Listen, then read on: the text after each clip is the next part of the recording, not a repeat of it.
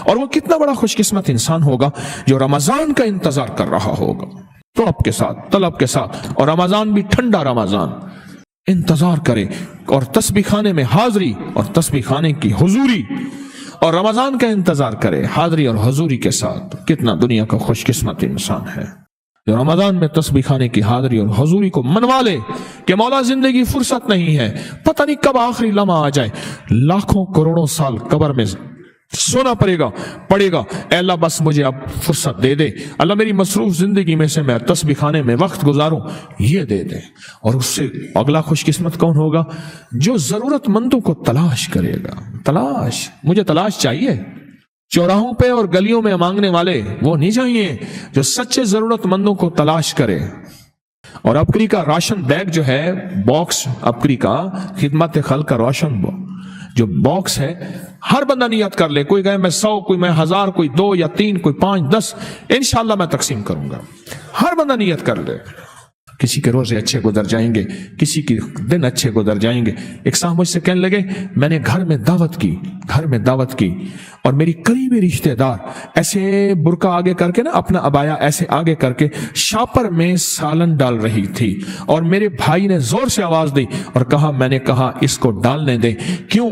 یہ عید کے بعد، سال کے بعد گوشت کھاتے ہیں، ان کو گوشت کھانا نصیب نہیں ہوگا۔ اپنی خدمت خلق جو ہمارا راشن کا باکس ہے، اس کی نیت کریں، اپنے صدقات، خیرات، زکوٰۃ، عشر، اپنی تن اور اپنی نسلیں اور رمضان گزارنے کی نیت کریں، لمحوں کو قیمتی بنائیں، اور جہاں دنیا میں جس کونے میں ہے اس رمضان کی نیت کر لیں کہ یہ رمضان انشاءاللہ سفارشی بن کے جائے گا۔ ہائے ہائے ہائے، آل رسول کی زندگیاں رمضان کا استقبال کرتے تھے، رمضان کا۔ امام زین العابدین فرمایا رمضان کا اتنی شدت سے انتظار کرتے تھے، یہاں تک کتابوں میں آتا ہے کہ کوئی دنوں کا بھوکا اور پیاسا جو ایک گھونٹ اور ایک قطرے کا انتظار کرتا ہو، اس سے کہیں زیادہ وہ رمضان کا انتظار کرتے تھے، امام زین العابدین۔ اور فرمایا جب رمضان آتا تھا لوگوں کے چہرے خشک ہوتے تھے، ان کے چہرے باوجود مجاہدوں کے اس طرح چمکتے تھے کہ جس طرح ان کے اندر کی طلب اور تڑب اور بے چینی اور خوش ہوتے تھے۔ اور فرمایا جو رمضان گزرتا تھا ان کی آہیں شروع ہو جاتی تھی، اور رمضان کے آخر میں آہیں آنسوں میں بدل جاتی تھی کہ اب رمضان کا الوداع ہے، آئندہ سال نصیب ہو یا نہ ہو۔ پھر آہیں آنسوں میں بدل جاتی تھی۔ میں امام زین العابدین شہزادہ اہل البیت، میں ان کی بات کر رہا ہوں، پھر آہیں آنسوں میں بدل جاتی تھی۔ اس رمضان میں تسبیح خانے نے قرآن کا ایک پیکج دیا ہے، یا توابو یا کریم۔ انگلی پھیرتے ہوئے ہر لائن پر آپ قرآن پاک پڑھے ہوئے ہیں تو قرآن پڑھیں بھی صحیح، طے کر لیں کہ میں نے اس رمضان میں اتنے قرآن کے ختم کرنے ہیں، ورنہ ایک ختم تو کر ہی لوں گا۔ اور اس کے علاوہ انگلی پھیرتے ہوئے یا توابو یا کریم، دیکھیں قرآن کا دیکھنا ثواب ہے، قرآن کا کھولنا ثواب ہے، اور قرآن پہ اگر شہادت کی انگلی پھیرتے ہوئے یا تواب یا کریم، یہ دو وہ لفظ ہیں کہ جو بندہ ان دو لفظوں کو پڑھتا ہے اور قرآن پہ انگلی پھیرتے ہوئے پڑھتا ہے، اللہ جل شانہ اس کی حاجتیں، اس کی ضرورتیں ایسے پوری کرتے ہیں جیسے کوئی کعبہ کے اندر بیٹھا اللہ سے مناجات کر رہا۔ کعبہ کے اندر بیٹھا ہے، اور کعبہ کے اندر ہر بندے کو توفیق نہیں ہوتی۔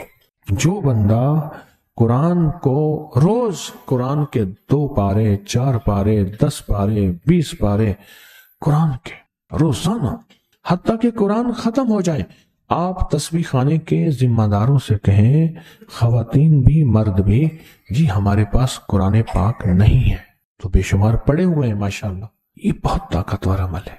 اور یا تواب و یا کریموں کے ذریعے جو دعا مانگی جاتی ہے، اور یا تواب و یا کریموں اگر قرآن کی سطر پہ پڑھ کے اپنے کسی مقصد کا تصور کریں، اپنی کسی حاجت کا تصور کریں، اپنی کسی مشکل کا تصور کریں، اپنے کسی ناممکن کا تصور کریں، اپنی کسی بھی مجبوری کا تصور کریں، خود قرآن گواہ بن جاتا ہے، خود قرآن فریادی بن جاتا ہے، وہ خود قرآن اللہ کی بارگاہ میں آپ کی فریادوں کو پورا کرانے کی کوشش میں لگ جاتا ہے۔ تسبیح خانے میں آ کر فرض نمازوں کی پابندی، اجتماعی ایام میں، اجتماعی اعمال میں پہلے سے بیٹھنا، پہلے سے انتظار کرنا کہ اب ظہر سے پہلے کا عمل ہے، اب ظہر کے بعد کا عمل ہے، اب عصر کے بعد کا عمل ہے، اب افطاری کا عمل ہے، اور افطاری کی دعا کا وقت ہے، افطاری میں باقاعدہ دعا ہوگی، اس میں پہلے سے اپنے آپ کو تیار رکھنا، اور تراویح کے لیے پہلے سے اپنے آپ کو تیار رکھنا، یہ عمل بہت اہم ہے۔ اور جو باقی اوقات ہیں آرام بھی کریں۔ دیکھیں، آرام کے وقت میں آرام کریں۔ اگر آرام کے وقت میں آرام نہ کیا پھر سارا جہان آرام کرے گا اور اعمال کرے گا، اور ہم آرام کریں گے، اس سے بہت سخت نقصان ہوگا، بہت سخت نقصان ہوگا۔ تو یہ قرآن پاک کا عمل ہے۔ اگر اپنی حاجتیں منوا کے جانی ہیں، اپنی مرادیں منوا کے جانی ہیں، اپنی مشکلیں حل کرا کے جانی ہیں، اور اپنی پریشانیوں کو دور کرا کے جانا ہے، اور اپنے دل کی دنیا آباد، من کی دنیا آباد اور جذبوں کی دنیا آباد کرنی ہے، تو قرآن پاک کا یہ عمل فیصلہ کن ہے کہ ہر سطر پہ یا توابو یا کریم، یا توابو یا کریم، یا توابو، ہر سطر پہ۔ ایک اللہ والے تھے، ان کے پاس ایک بندہ گیا، کہنے لگا حضرت پریشان بہت ہوں، اور پریشانیاں بھی اتنی بیان کی کہ انسان سنے اور غم زدہ ہو جائے یا خود رونے لگ جائے۔ تو انہوں نے فرمایا اگر تیری پریشانی اتنی زیادہ ہے تو تو ایسا کر، 40 پردیسی مسافر جمع کر اور ان کو بٹھا کے دعا کرا، اور وہ گڑ گڑا کے دعا مانگے۔ جب گڑ گڑا کے دعا مانگے تو اللہ تیری پریشانی دور کر دے گا۔ 40 پردیسی مسافر جمع کر اور وہ گڑ گڑا کے دعا مانگے، لیکن ایک شرط ہے، شرط یہ ہے ہو مخلص، جو اللہ کے لیے ہو، نہ مال، نہ چیزیں، نہ پیسے، نہ جیب گرم، کچھ بھی نہیں، مخلص ہو۔ آپ 40 پردیسی مسافر اڈے سے، اسٹیشن سے جمع کر لیں گے منت کر کے، لیکن کیسے یقین ہے کہ یہ مخلص ہیں یا نہیں ہیں؟ دعاؤں کی برکتیں، آمین کی برکتیں اور دعاؤں پہ قبولیت کی مہریں لگوا جاتے ہیں۔ میں 40 پردیسی جمع کر اور ہوں مخلص، پردیسی کے ساتھ اللہ کی مدد، پردیسی کے ساتھ اللہ کی رحمت، اور پردیسی کی دعا قبول، اور پردیسی کی دعا پہ فرشتوں کی آمین، اور پردیسی کی لفظوں پہ اللہ کی درگزر، اللہ کا درگزر۔ اور میں کہ 40 جمع کر پردیسی اور ان کو بٹھا پر ہوں مخلص۔ آپ سوچیں، آج ہم بیٹھ کے 40,000 دفعہ سورۃ قل ھو اللہ پڑھیں گے اپنی مرادوں کے لیے، اپنی منت کے لیے، اپنی مشکلوں کے لیے، بے اولادیوں کی اولاد کے لیے، بے گھروں کے گھر کے لیے، بے دروں کے در کے لیے، بے سہاروں کے سہارے کے لیے، مریضوں کی شفا یابی کے لیے، جن کی جھولیاں ہری نہیں ان کو ہرا بھرا کرنے کے لیے، اور جن کے گھر میں آگ لگی ہے حسد کی، دھوکے کی، فریب کی، نقصان کی، پریشانی کی، بربادی کی، اس آگ کو بجھانے کے لیے، اور جو غربت اور تنگ دستی میں پس گیا اس کو خوشحالی پہ لانے کے لیے، اور جو ولایت کا تاجدار بننا چاہتا ہے کہ اسے اللہ اس کی حبیب کے نور کو ملوانے کے لیے، اور جو چاہتا ہے کہ آنکھیں بند کروں اور جنت نظر آئے، جو چاہتا ہے دل کی دنیا آباد اور شاد ہو، یہ نعمت اس کو دلوانے کے لیے، اور جو یہ چاہتا ہے کہ اللہ کے خزانے سے اتنا ملے کہ در در کا بھکاری، فقیر، منگتا، محتاج نہ بنوں، یہ خزانے اس کو اللہ کے خزانے سے ملے، یہ دلوانے کے لیے یہ 40,000 دفعہ سورۃ اخلاص 11 جمعراتیں پڑھی جائے گی۔ ہر سال ہماری 11 جمعراتیں ہوتی ہیں، اور آپ کو مبارک ہو۔ اور آپ کو علم ہے کہ یہ سورۃ اخلاص کی جو جمعرات ہے، اس میں ہم ابھی 40,000 مرتبہ بیٹھ کے سورۃ اخلاص پڑھیں گے، اور وہ 5-7 منٹ میں پڑھی جاتی ہے۔ اس کی وجہ یہ ہے، بلکہ 40,000 دفعہ نہیں پڑھی جاتی، وہ لاکھوں دفعہ پڑھی جاتی ہے، لاکھوں سے بھی لاکھوں پڑھی۔ اس وقت یہ مجمع، خواتین کا مجمع، پوری دنیا ہمارے اس وقت آن لائن بیٹھی ہے، کہیں صبح دوپہر شام، پوری دنیا ہماری اللہ کے فضل سے سن رہی ہے۔ اور کیا پتا جنات بھی ہوں، اور یہ دنیا کی مخلوق ساری مل کے سورت قل هو اللہ، سورت اخلاص پڑھے گی، اور سورت اخلاص پڑھتے ہی زندگی میں برکتوں اور خیروں کے فیصلے ہوں گے۔ اور فرمایا جو بندہ دل میں مراد چاہتا ہے، سنیں میں آپ سے پوچھوں گا بھی صحیح، صرف 2-3 افراد سے پوچھوں گا کہ پچھلے سال ہر سال جو 11 جمعراتیں سورت اخلاص کی ہوتی ہیں، اس میں آپ کو کیا ملا؟ تب پوچھوں گا۔ فرمایا کہ جس کو کوئی مشکل ہو، پریشانی ہو، وہ مل بیٹھ کے 40,000 دفعہ سورت اخلاص قل هو اللہ پڑھ لیں، اکٹھے ہو کے۔ کچھ بندے مخلص بندے وہ اکٹھے ہو کے سورت قل هو اللہ پڑھ لیں، سورت اخلاص پڑھ لیں اکٹھے ہو کے۔ اور یہ بزرگوں کا صدیوں پرانا آزمودہ عمل ہے کہ جب تھک جانا، جب مایوس ہو جانا، جب زندگی کی آسیں امیدیں ختم ہو جائیں، پھر مخلصین مل کے 40,000 دفعہ سورت قل هو اللہ یعنی سورت اخلاص پڑھ لیں۔ اب یہ 40,000 دفعہ بیٹھ کے سورت اخلاص قل هو اللہ پڑھیں گے۔ کسی کے پاس گھر نہیں، اللہ مجھے گھر دے دے، اولاد نہیں، اللہ اولاد دے دے۔ آج ہم 40,000 دفعہ سورۃ اخلاص پڑھیں گے نا، اس میں سب سے ٹاپ پہ جو چیز رکھیں گے نا، سب سے ٹاپ پہ چیز یہ رکھیں گے، اللہ میرے دل کو اپنی معرفت کے لیے قبول کر اور بے اولادوں کو اولاد دے دے۔ بے اولادوں کی اولاد خاص طور پہ مانگنی، آج بہت مانگنی۔ یاد رکھنا میری بات کو ذرا غور سے سننا، اور یاد رکھنا، غور سے سننا، یاد رکھنا، جب دوسروں کی اولاد طلب سے مانگے گا اپنی اولاد کے ہوتے ہوئے، اللہ اس کی نسلوں میں بے اولادیاں نہیں دے گا، نہیں دے گا۔ کوئی پتہ نہیں، 7 بیٹے تھے، 7 بیٹیاں تھیں، 14 بہن بھائی تھے، 11 بہن بھائی تھے، اگلی نسل کے اندر ایک بیٹی کو ترستے ہیں، نہیں ہے، کوئی خبر نہیں۔ جو دوسرے کی خیر مانگے گا، جو دوسرے کا بھلا مانگے گا، جو دوسرے کی خیر چاہے گا، جو دوسرے کا بھلا چاہے گا، جو دوسروں کے لیے گڑ گڑائے گا، جو دوسروں کے لیے بھیکاری بن جائے گا، جو دوسروں کے لیے محتاج بن جائے گا، اللہ میرا کہتا ہے میرا بندہ میں تیرے دل کے جذبے بھی جانوں، تیرے اندر کے درد بھی جانوں، تیرے وجدان کو بھی جانوں، تیرے ساز و سوچ کو بھی جانوں، تیرے اٹھے قدم بھی جانوں، تیری زندگی کے دائیں بائیں کو بھی جانوں، تیری صبح شام کو جانوں، تیری تنہائیاں اور اندھیروں کو جانوں، تیرے اندر کے خیال اور جذبوں کو جانوں۔ تو میرے ایک بندے کے لیے اتنا تڑپ رہا، نہ تڑپ، میں اس کو بھی دوں گا، تجھے بھی دوں گا۔ میرے حضور کی بارگاہ میں ایک سائل آیا اور بہت پریشان کہ یا رسول اللہ صلی اللہ علیہ وسلم، غربت تنگدستی فقر، غربت تنگدستی فقر، اور گھر میں حالات مفلسی بدحالی، اور یہ غربت ہماری والی نہیں، وہ پیٹ پہ پتھروں والی غربت۔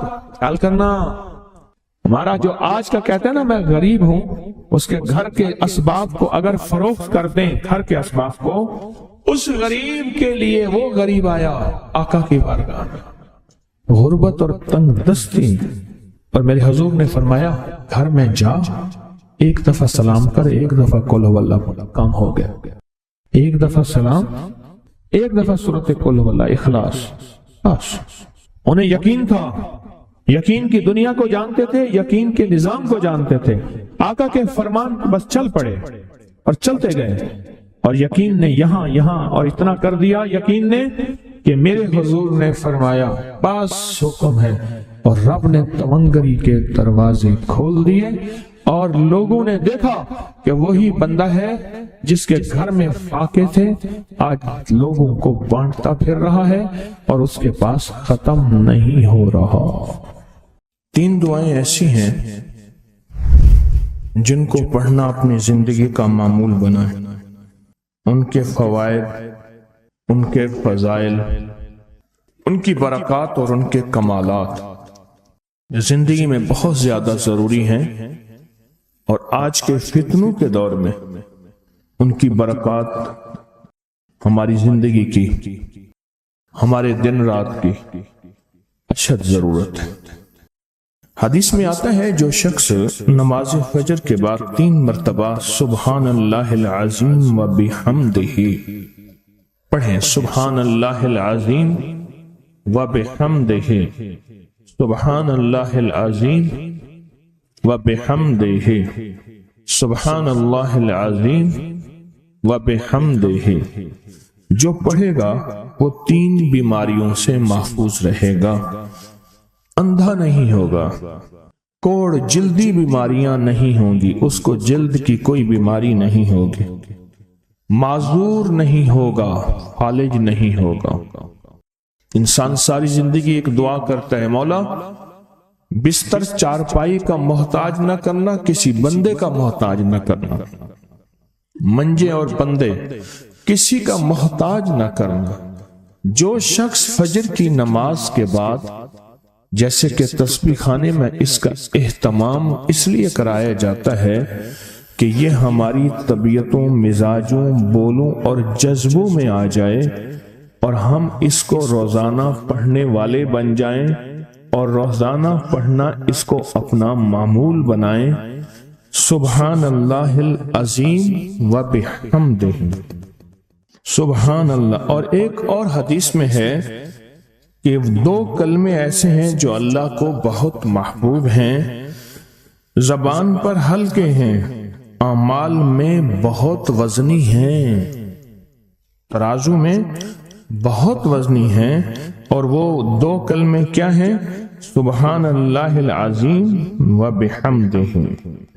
اور آقا کا فرمان ہے، جس نے کہا سبحان اللہ العظیم و بحمدہ، اس کے لیے جنت میں کھجور کا ایک درخت لگ گیا، اور جس کے لیے لگا تو پھر وہاں جائے گا، کھائے گا۔ لگا میرے لیے، کھائے کوئی اور۔ سوچیں، جنت میں کھجور کا درخت لگا ہے تو اللہ پاک پھر اپنی رحمت اور قدرت کاملہ سے اس کو بھیجے گا اور وہ انشاءاللہ کھجور کھائے گا۔ یہ دعا اس لیے پڑھتے ہیں، ایک تو بیماریوں سے حفاظت، اندھے پن سے حفاظت، معذوری سے حفاظت، جلدی بیماریوں سے حفاظت۔ ایک تو اس لیے پڑھتے ہیں، اور ایک اس لیے پڑھتے ہیں کہ اس کے ایک دفعہ پڑھنے سے جنت میں اللہ کھجور کا ایک درخت لگا دیتا ہے۔ اور سنیں، رسول اللہ صلی اللہ تعالی علیہ وسلم نے فرمایا، جو شخص بھی سبحان اللہ العظیم و بحمدہ ایک دن میں 100 مرتبہ پڑھتا ہے تو اللہ اس کے گناہ مٹا دیتے ہیں، چاہے گناہ سمندر کی جھاگ کے برابر کیوں نہ ہو۔ ایک تسبیح جو شخص پڑھتا ہے، رسول اللہ صلی اللہ تعالی علیہ وسلم ایک مرتبہ صحابہ سے فرمایا، آپ نے فرمایا کہ سبحان اللہ العظیم و بحمدہ 100 مرتبہ پڑھو، جس نے ایک مرتبہ پڑھا اس کے لیے 10 نیکیاں لکھی جائیں گی، جس نے 10 مرتبہ پڑھا اس کے لیے 100 نیکیاں لکھی جائیں گی، اور جس نے 100 مرتبہ پڑھا اس کے لیے 1000 نیکیاں لکھی جائیں گی، اور جو زیادہ پڑھے گا اللہ رب العزت اسے زیادہ عطا فرمائیں گے، اور جو اللہ سے بخشش طلب کرے گا تو اللہ ضرور اس کو بخشش عطا فرمائیں گے اور اللہ اس کو بخش دیں گے۔ ایسی طاقتور دعا ہم روزانہ رمضان میں بھی اور رمضان کے بعد بھی۔ تو کون سی دعا پڑھنی آج کے بعد؟ سبحان اللہ العظیم و بحمدہ۔ کیا پڑھنا؟ یہ دعا روزانہ کو اپنے معمولات میں، اپنی تسبیحات میں، اپنے معمولات میں، اپنی عادت اور عبادت میں شامل کر لیں تو انشاءاللہ فائدہ، نفع اور بہت زیادہ۔ ایک اور دعا ہم پڑھتے ہیں، اللہم اجرنا من النار۔ اچھا، اپنی ذات کے لیے اکیلے پڑھیں تو اللہم اجرنی من النار، اگر مجمع کے لیے اکٹھا پڑھیں تو اللہم اجرنا من النار۔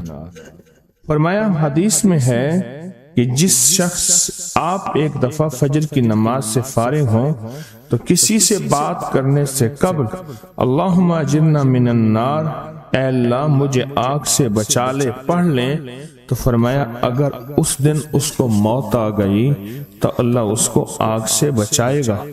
اور جو مغرب کی نماز کے بعد پڑھے گا، مغرب کی نماز کے بعد، تو اللہ پاک اگر اس کو موت آ گئی تو اسی رات اس کو اللہ پاک آگ سے بچائیں گے، آگ سے۔ اور حدیث میں آتا ہے جب تم فجر کی نماز پڑھو فارغ ہو جاؤ تو یہ دعا 7 مرتبہ پڑھو۔ کون سی دعا؟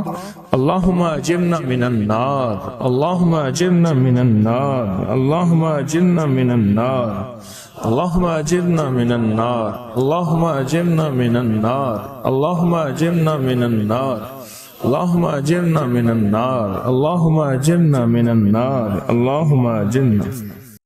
یہ دعا بخار کا بہت زبردست علاج ہے، جس کو بخار نہ چھوڑتا ہو۔ یہ دعا ہائی بلڈ پریشر کا زبردست علاج ہے۔ یہ دعا غصے کا علاج ہے۔ یہ دعا جس کے اندر وسوسے بہت زیادہ آتے ہوں، منفی وسوسے بہت زیادہ آتے ہوں، جو نیکی سے ہٹاتے ہوں، اس کا علاج ہے۔ اللہم اجرنا من النار۔ یہ بہت طاقتور علاج ہے۔ جس کا بلڈ پریشر ہائی رہتا ہو، جو بہت زیادہ ہر وقت غصے میں رہتا ہو، جس کا جسم بہت گرم رہتا ہو، جیسے رات ایک صاحب کہنے لگے کہ مجھے گرمی میں سے خوف آتا ہے، سردی میں مجھے راحت ملتی ہے، اس کے لیے بہت فائدہ مند ہے، بیماریوں کے لیے بہت فائدہ مند ہے۔ ایک بندہ تھا، ایک بندہ وہ لوگوں کے سامان اٹھاتا تھا، اس کے پر خچر تھا، ایک جگہ سے دوسری جگہ لے جاتا تھا، نمازی نیک آدمی تھا، غریب مزدور تھا۔ ایک دفعہ ایک لولا لنگڑا بندہ آیا اور کہنے لگا مجھے اپنے خچر میں بٹھا کے فلاں جگہ پہنچا دے، اتنے پیسے تجھے دوں گا۔ پیسے بھی معقول تھے۔ اس نے خیر اس کو پکڑا، سہارے سے بٹھایا، چلتے چلتے نا 2 راہیں آ گئے، 2 راہیں۔ ایک راہ وہ تھی جہاں ساری دنیا جاتی تھی، ایک راہ وہ تھی جو سنسان تھی۔ وہ معذور آدمی کہنے لگا اس سنسان راستے کی طرف چل، سنسان راستے۔ انہیں کہ میں تو ادھر سے جاتا ہوں، میرا معمول تو ادھر ہے، میں تو ادھر نہیں جاؤں گا۔ انہیں کہ مجھے راستے کا پتہ ہے، تو چل، یہاں سواری کا گھاس بھی ملے گا، پانی بھی ملے گا، اور راستہ بھی بالکل مختصر ہے۔ انہیں کہا ٹھیک ہے۔ آگے گئے تو وہ ایک وحشتناک جنگل آیا، اور وہ جو بندہ تھا معذور، وہ ایک دم خچر سے اترا اور وہ ٹھیک ٹھاک تھا، اور اس نے خنجر نکالا اور اس کو قتل کرنا چاہا۔ تو اس نے کہا مجھے قتل نہ کر، تیرا مقصد مال ہے، چیزیں ہیں، مجھے چھوڑ دے۔ انہیں کہ نہیں، میرا اصول ہے، یہ دیکھ لوگوں کی کھوپڑیاں پڑی ہیں، ہاں، انہیں میرا اصول ہے، میں پہلے بندہ مارتا ہوں، پھر اس کا سامان لیتا ہوں، میرا اصول ہے۔ اس نے کہا کہ نہ کر منتیں کی۔ اچھا، اس نے کہا مجھے 2 نفل پڑھنے دے۔ ہنس کے کہنے لگا اور بھی بڑے آئے تھے 2 نفل پڑھنے والے، تو بھی پڑھ لے۔ اب یہ 2 نفل کے لیے کھڑا ہوا، اوپر ظالم خنجر لے کے تقاضا کر رہا کہ جلدی کر، میں نے تمہیں قتل کرنا ہے، میرا اصول ہے۔ اسے کچھ سمجھ نہیں آ رہی، تو ایک دم اس کے اندر منہ میں زبان آئی، امن یجیب المضطر اذا دعا۔ ایک دم یہ آیت آئی، کون ہے جو بے چین دلوں کی دعاؤں کو سننے والا ہے؟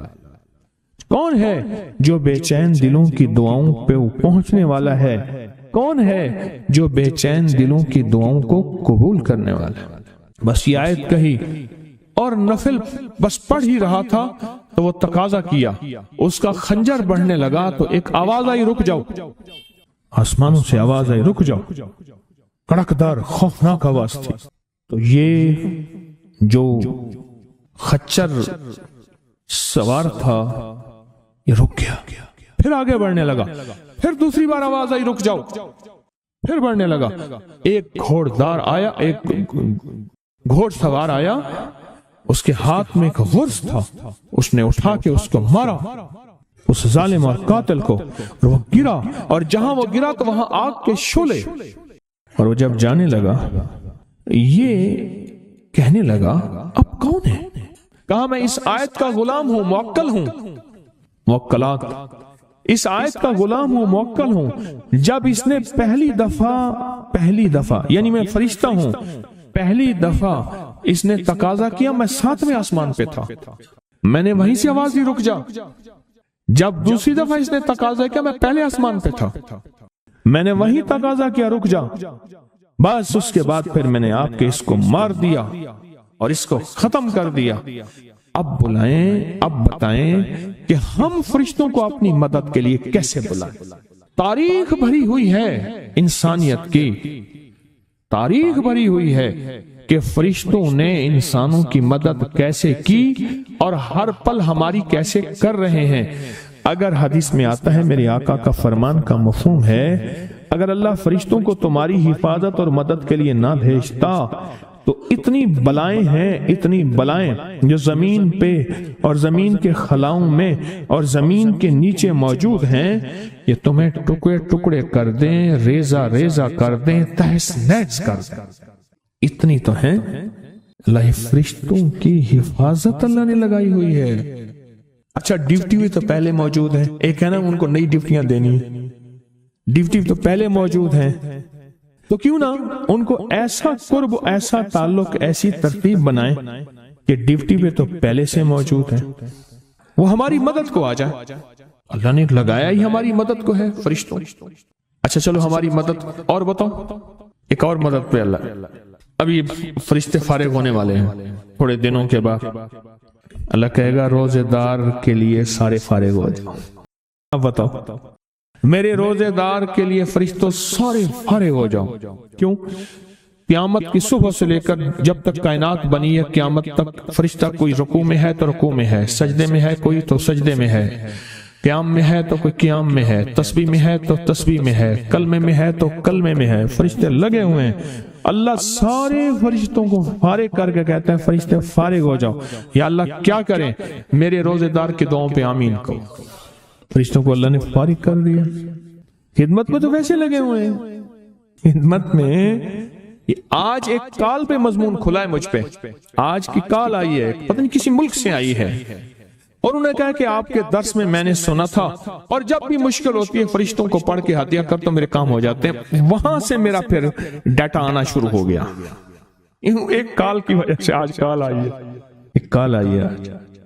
فرشتوں کو تو اللہ نے ویسے فارغ کر دیا، اور ان قریب یہ روزے داروں کے لیے رمضان آ رہا، ہفتے 10 دن میں، اور دیکھیں پھر فرشتے بالکل فارغ اور خوش قسمت روزے دار، اور اللہ پاک فرمائے گا فرشتے یا اللہ کیا کریں؟ اور فرشتے ان روزے داروں کی دعاؤں پہ آمین کہتے جاؤ، کہتے جاؤ، کہتے جاؤ، کہتے۔ فرشتے تو ہماری خدمت میں پہلے سے موجود ہیں۔ یا تو کوئی نئی کہانی ہے، یا میں آپ کو کوئی نیا انداز بتا رہا ہوں، آج تک ایسا ہے نہ سنا، نہ سوچا، نہ دیکھا، نہ پڑھا، نہ پرکھا۔ یہ تو وہی چیزیں ہیں جو ساری زندگی سنتے رہے، کوئی نئی چیزیں تو نہیں میں بتا رہا۔ فرق صرف اتنا ہے کہ اب ہم نے یہ سوچنا ہے کہ ہم ان فرشتوں کی مدد کیسے اپنے قریب کریں، اور کوئی مشکل اچانک آئے، اور کوئی پریشانی آئے، اور کوئی الجھن آئے، اور فوراً ہم فرشتوں کو پکاریں، فرشتوں کو پکاریں، فوراً فرشتوں کو پکاریں، اور فرشتے جو ہیں آئیں اور ساری مسئلے، سارے مشکلیں یہ بتائیں۔ فرشتوں سے طاقتور جادو ہو سکتا ہے؟ جنات، نظر بد، کوئی مشکل، بے روزگاری، رشتوں کی بندش، صحت، زندگی، مسائل، مشکلات، الجھنیں، ناکامیاں، بند راستے، بند گلیاں، زندگی کی بندش، کوئی